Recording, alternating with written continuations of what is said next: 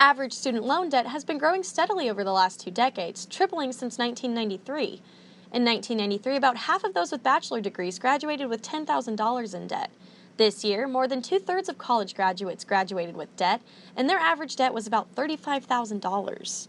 More people are going to college now. So during the same time frame, college enrollment has increased as well. So more people are going, so that's one explanation of why that contributes in some part to why borrowing has increased. But also, people are borrowing more. Dr. Stephanie Fisher, a Cal Poly economics teacher, has no doubt students' debt has risen over the past decade. Part of this is due to the fact that college enrollment also expanded over this time, so more students are going to college. 69% of students actually have only $10,000, don't have more than $10,000 of student loan debt when they complete their four-year degree. Most of these large individuals with a large amount of debt, student debt, are individuals that are going on to graduate programs in medical school where the default rate is actually really low for those. It's only 3%. Graduate students borrow more than undergraduates. In fact, much of the recent growth in student debt is because of graduate students borrowing money. Student Jesse Arenas, a grad student in the Masters of Financial Accounting program at Cal Poly, said that grad school was always his plan because he wants to go into accounting. It's so much more expensive.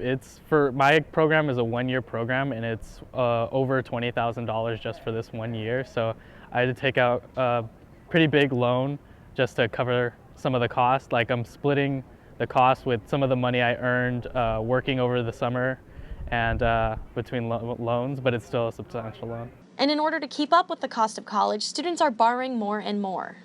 The data don't seem to suggest that it's actually the price of college, although that is a common belief. It doesn't seem that the actual price of college that students are paying is driving that. But one thing that is a more likely explanation, and that some researchers in economics have found evidence in favor of, is that the family income distribution has shifted, and so those at the bottom income levels, their wages, they're not earning as much, and it's kind of stagnated in the middle of the distribution. And so what we know is that college has become a larger share of a family income, which could in part explain increased borrowing. Walter Finney is a graduating sociology and criminal justice senior who transferred to Cal Poly from a junior college as a way to cut the cost of tuition. Like many college students, he said that he had many questions about student loans and paying them off.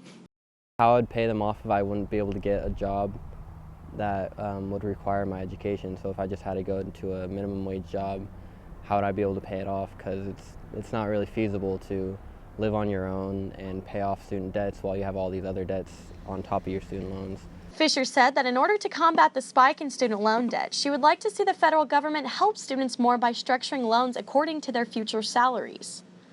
I hope to see them go more towards an income-based repayment plan. I think that would be a great policy to pursue, where they work with individuals and come up with a plan that's like a monthly payment that's workable for their income.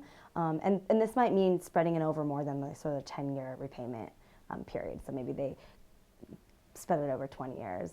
For more information on financial planning and student loans, visit the Financial Aid Services office in the Administration Building. Chloe Carlson, Mustang News.